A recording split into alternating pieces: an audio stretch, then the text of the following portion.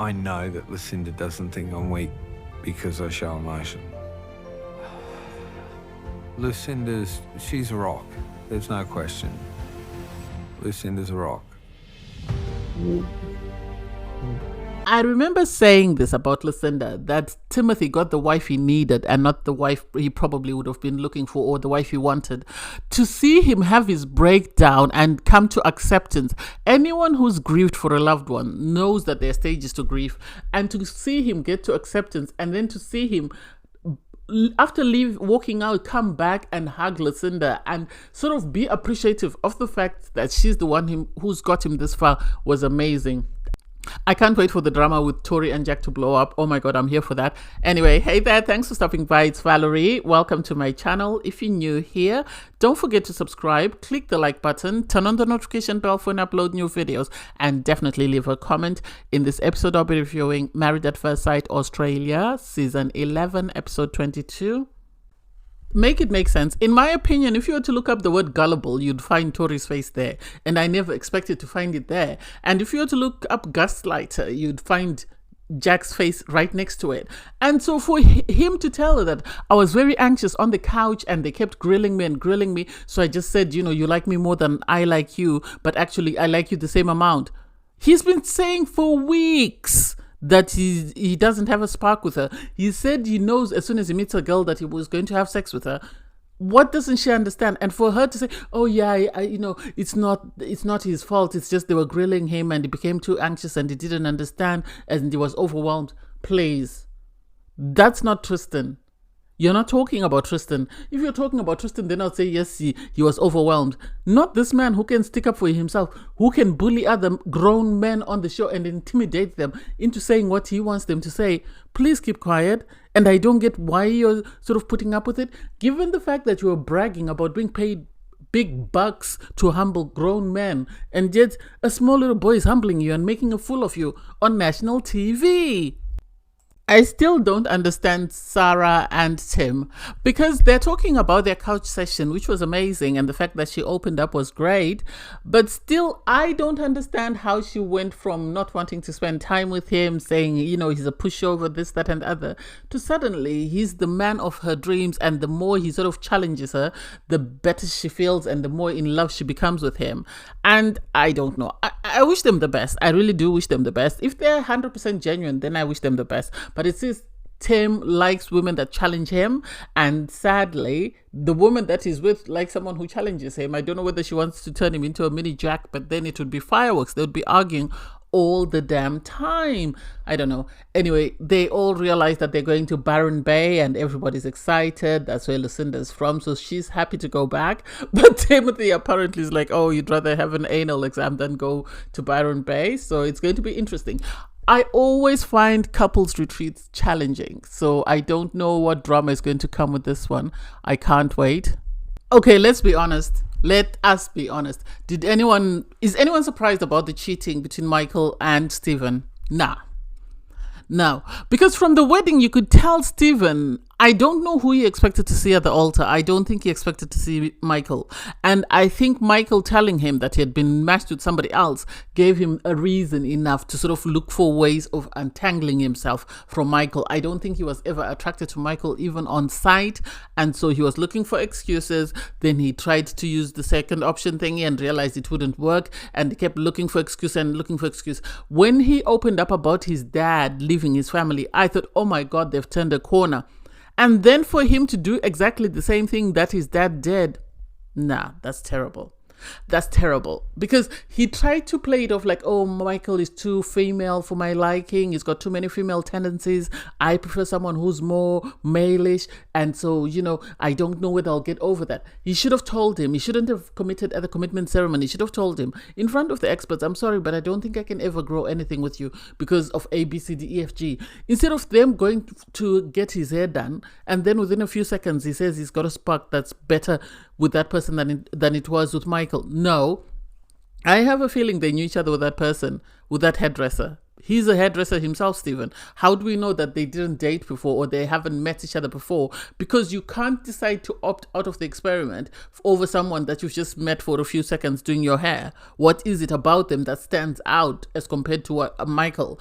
I don't get it. And so for Michael to take off the ring and say, I'm done, I give him credit. I think he should have just said, I'm done. I don't want to hear from the process. I'm completely done. This is the second time they've broken my heart. I'm done. And if he wants to sue Married at First Sight, he could have gone ahead and done that. But for Stephen to try and turn it and say to Michael, you're now behaving like a child, you're throwing your ring on the table. And it's like, where's your level of sensitivity? When you were breaking up last week and talking about how your dad left your mom and he left the family, well, maybe he had an affair or whatever, Michael stood beside you and he comforted you. So where is your sensitivity? Because Michael is going through what you went through. How do you think he feels knowing that you were texting the person you met a few minutes ago and you're smiling and you're giggling and you're having, these sort of flirty conversations that you should be having with your husband? Make that make sense. I don't get it, and I don't have any empathy for Stephen. I hope Michael stands firm and he leaves the experiment. It's not worth the emotional turmoil for him. He can go home and do better. This is a mess. So anyway, all the couples go to the retreat. I'm actually surprised that Stephen and Michael went. I thought they would have opted out. And the scramble for the rooms was terrible. I think they should have been more considerate. The fact that Andy and, Richard got the smallest bed, it seems, doesn't make sense. I don't get how Tori and Jack managed to sort of get into one of the best rooms. Is it because they are the ones that are bringing the drama? Make that make sense? I don't get that. And then the fact that you have Lucinda. Lucinda's in paradise. She's loving life. And poor, Timothy, at least he was the gentleman out of the bunch, because I actually saw him dragging 2 big bags and one of them looked like Lucinda's because it had a handbag on it. So he was a gentleman. Tori and company were dragging their own bags. So to see him sit there, he was exhausted. He was puffed out. Lucinda is on cloud 9. She's enjoying herself. And then you have Michael and Stephen. Could they be more tense and awkward? The fact that they were back to back unpacking their bags, I don't even know. I think the producers convinced them to stay. And want them to stay until the commitment ceremony. So you have all the couples, they're excited, they're at the retreat, they're getting to spend time together, they're getting to know about one another. And Tristan is right to say, I hope we have a nice event. I hope things don't go left. And you expect them to go left at a retreat, at a couples retreat. You expect them to go left. There's no way people are going to be happy and enjoying themselves without nothing going wrong. So was I expecting them to go left? Yes, I was. Anyway, I didn't expect, oh my God, the tea I didn't expect presented itself. So you have Timothy speaking to Sarah, and it's like, I've never seen them speaking to one another. Yes, Sarah didn't go for him when Tori and company were going for him, but still, I never would have expected that conversation. So I think Timothy, after the way the top four tried to drag him, he thought, well, if that's where we're going, in the mud, I'm coming for you. And so he then pulled Sarah aside and told her and had a conversation to say, what did you think of the commitment ceremony for Jack and Tori? I didn't buy what Jack was saying. And I think a lot of people didn't buy it because of the fact that he said he's not as attracted to her as she is. And he said, he doesn't want to sort of break her heart or disappoint her.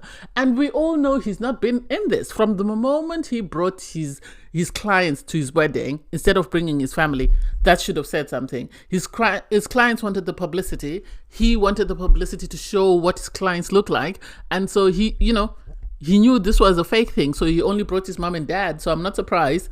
Anyway, the conversation then goes on and Lauren joins the team and they start discussing. And then Sarah reveals that apparently Jack has once slapped her bum, and he's kissed her on the neck too. And so she's been holding it in and trying to avoid telling anyone because she didn't want the chaos that would come with that. And so the idea that people are saying Timothy is not genuine, or he's just playing with Lucinda. He's never flirted with anybody else's wife. He's never made a pass at anybody's wife that we know of. So the idea that people are making passes, they're sort of projecting their own guilty conscience onto him doesn't make sense. And so Lauren is worried because the last time she tried to bring the tea, things went left, and still there's tea that needs to be shared. They need to let her know because they're worried that he's going to drag it out till commitment ceremony or the final vows, and then he's going to turn around and say, well, I don't think we have a spark, so I want to keep moving. And this, I think, was his intention. How Tori is going to receive it, nobody knows. But the fact that when she started coming towards them, you had Timothy saying to the girls, she's coming, she's coming, she's coming. Let's keep going. And it's like, oh my God, it's like high school. It's like high school. And I love it. And I'm here for the gossip and the drama. Oh my God, give me strength. I love it. I love that the couples at the top decided to park their drama for one night and sort of maybe focus on something else. So you have Timothy and Lauren and Sarah decide that they won't speak to Tori about what they've heard or what's going on with Jack or their sort of suspicions about what's going on. Instead, they're going to sit back and watch and then at some point sit her down for a conversation. So then everybody gathers around the fire pit and they're just having conversations. And sadly, Tim brings up the topic, what's going on between you, Michael, and Stephen. And so it's revealed that they went to the hairdresser and then Stephen started flirting and then he was chatting. So Michael is feeling betrayed because there is emotional cheating that has taken place. And Stephen is trying to justify, oh, well, I didn't have a spark with you for 3 weeks and yet it was easy for me to have a spark. And it's like, people are attracted to people. You get a spark with people. It doesn't mean it's necessarily going to work. It doesn't mean that there's something there. And I think sadly, Sarah was the wrong person to come in. Yes, she's close friends with Michael and she was taken aback. But I think what she was saying, Michael didn't want to hear. And you had this now back and forth between Sarah and Michael. Tim, I think, was confused. He didn't know where to stand because had Tim stepped up and sort of fought for Sarah, that would have meant that Stephen would have ended up having to step in and fight for Michael. And this would have got bigger than it is. And you have Tori, Queen of the Castle, saying, you need to say something. You need to say something. You need to speak up. And it's like, please sit down. Your husband wasn't speaking up for you, so please sit down. We don't want to hear from you. Sit in the peanut gallery and eat your peanuts and keep quiet. Your voice is annoying us at this point.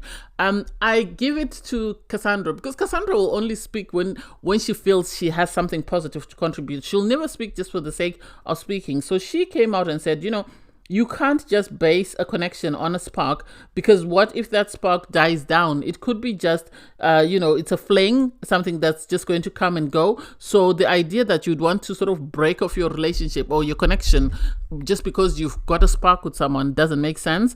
And sadly, Sarah kept going until Michael got so upset, he walked off.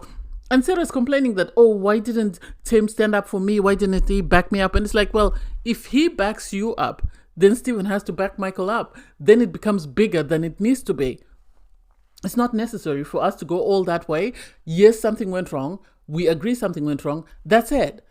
You own your crap because had you not involved yourself in somebody else's fight, you wouldn't have needed your husband to step up. And why should he step up to defend you when you can speak up for yourself? If he feels something is going wrong, then he can say something, but nothing was wrong at that point. So I don't know why she's making a big deal out of nothing. I personally don't understand. I think Sarah's expectations at times are unrealistic when it comes to Tim, because I think Tim is one of those non-confrontational, peace-loving people. And so the idea that she would go into a back and forth with someone and then expect him to jump up and sort of defend her doesn't make sense. This man was just saying to her, I don't want to hear what you're saying at the moment because this is how I feel. And she didn't respect the person's feelings. And instead, she decided to turn on her husband to say, why are you not defending me? Doesn't make sense. They went to bed. She asked him why he didn't defend her. When he tried to explain, she then shut him down. And then in the morning, she wouldn't talk to him. And it's like, oh my God, it can't be that deep. It can't be that deep. If he's trying his best, give him at least, show him that you appreciate that he's trying. Don't continue to knock on him and criticize him because he's not living up to the expectation that you have of him. It's only been 5 weeks. If it was 5 years and he was still behaving the same way, then yes. But it's only been 5 weeks. Give him time. Let him try and sort of redeem himself. If he doesn't redeem himself, then fine, move on, find somebody else. But you can't continue to criticize him. I like the fact that he tried to sort of sit down with the guys. He sat down with Tristan and Stephen and sort of explained what was going on and how he was struggling because he felt like he could never meet her expectations. And I think she should have just giving him some positive feedback. Yeah, I like that you're trying, but please try a bit harder. This and this and this is what I expect. And then he knows what he's working with. Not for her to continue to be upset. He pulled her down, they sat down for a chat and sort of had a conversation about where they were and how he felt in regards how things were going for them as a couple. And so, I don't know. They just have to agree to disagree and to understand that, we have our strengths and we have our weaknesses, and they have to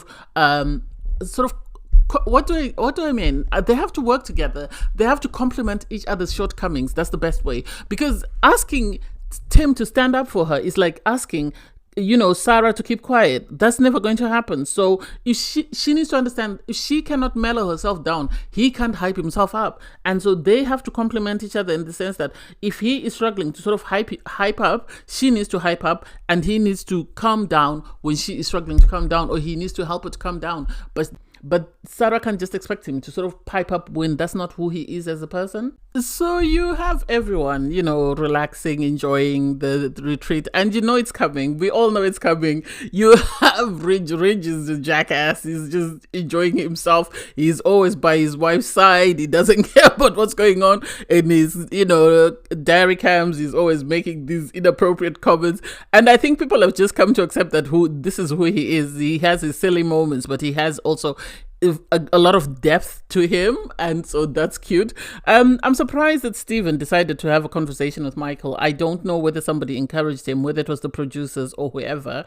I don't think they want them to sort of leave as a couple, so they're going to do everything within their power, I think, to have them to stay. So they had a conversation with Michael saying the way you discussed it meant that there was no hope and we were done. So I was done and I was ready to move on. Yes, they agree that they're going to give it a shot because Stephen has seen, glimpses of things where they could work, and Michael is a great guy. And for me, it's like, why waste each other's time? Why not just go home? Why not just go home? Because it's pointless for the two of you to continue to push this, this relationship up a hill when you are not meant to push it up the hill, and you don't have the capacity to push it up the hill. I don't get it. But hey, if they've decided to make it work, and if they've decided to sort of give each other a second chance, who am I to blame them? But I think this will always live there, because this is a relationship that was about to start with somebody else, whereas in Michael's case, he never actually met the person he was matched with. So there's no justification of Stephen's reasons. If Michael had been married to someone and then divorced and then come back to sort of marry Stephen, then Stephen could say, oh, I was upset because, you've done this and then you broke up with someone. But there's no justification for it. I love the little yoga class Lucinda had in the morning, and it was cute to see everybody participating. Lucinda likes peace, so she was doing that. Although I was a bit surprised that Richard and sort of Andy were apart from each other. And it's like, is there something there that we haven't yet been shown? And you have Tori and Jack. Oh my God, his tattoos. What's the mermaid tattoo? Why does it look like he's branded himself with his past conquests? Make it make sense. I don't get it. They don't make sense, his tattoos. You've got a spider web, you've got a double. I don't get it. And the way Tori's gushing all over him, and it's like, he doesn't like you. We all know it. Even your friends know it. So please don't embarrass yourself. Given the fact that Tori was saying she's at the top of the food chain, the fact that this man continues to manipulate her, because they were sitting opposite, Lauren and Sarah, and he said to her, kiss me. And it's like, why are you commanding her to kiss you?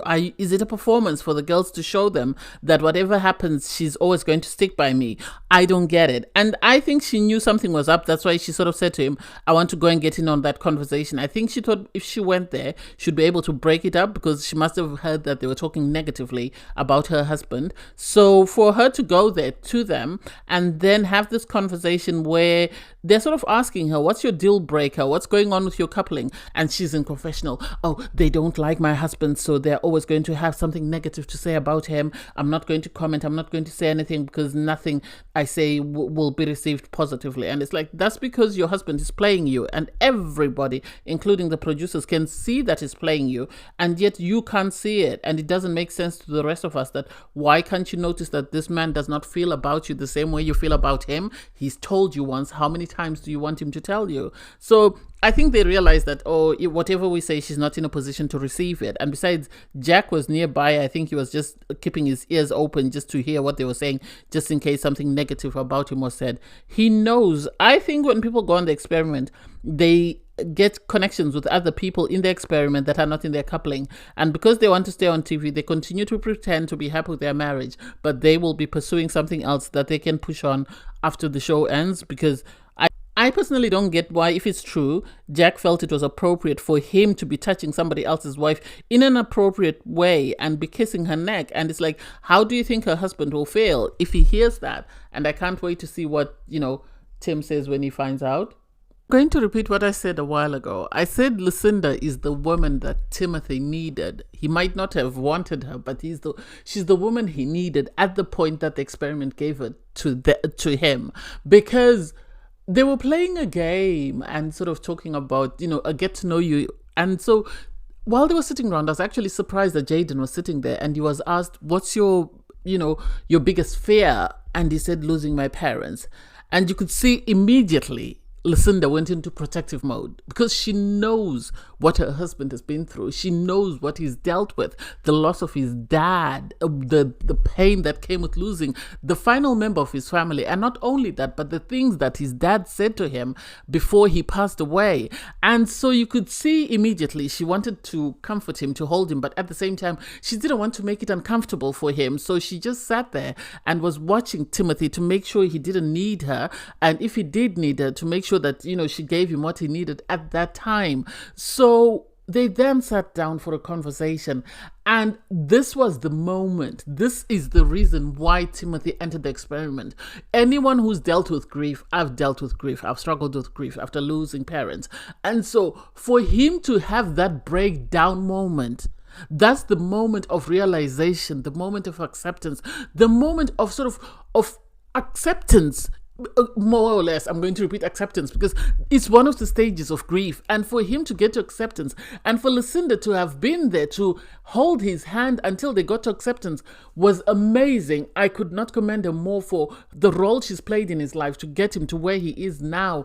It's a revelation to see, and it's amazing to see. And I couldn't be more proud of Timothy and how far he's come on his journey in Married at First Sight. Even if he doesn't live the experiment with a wife, he leaves the experiment with a family member in Lucinda, because what they've built together will surpass what everybody else in the experiment has built. In my opinion, it will surpass what everybody else has built, because they have built something that's amazing to watch, amazing to see, amazing to sort of encourage. And I was cheering, I was crying, I was so emotional, because having grieved the loss of a loved one, I know how it feels when you're in therapy and you reach that moment of acceptance. And so for Lucinda to be the one that's held his hand, despite him pulling away several times, despite him wanting to leave, you could see when he came back and they hugged her that he felt at peace. And Lucinda gave him that. He felt at home with Lucinda. And I said this before, and I'll say this again. If nothing else, he needs to hold on to Lucinda, because Lucinda gives him love, gives him security, gives him compassion, gives him empathy, and gives him family. And her family has accepted him. And he is just looking for a sense of belonging, because he's lost that. Once he lost the final member of his family, he's got no anchoring. He knows that if anything were to happen to him, he has no one else to sort of look back on apart from family and friends. And now he has Lucinda, whether she's his wife or not. He knows he's got Lucinda for life, and that's all one can ask for. And I love this for him.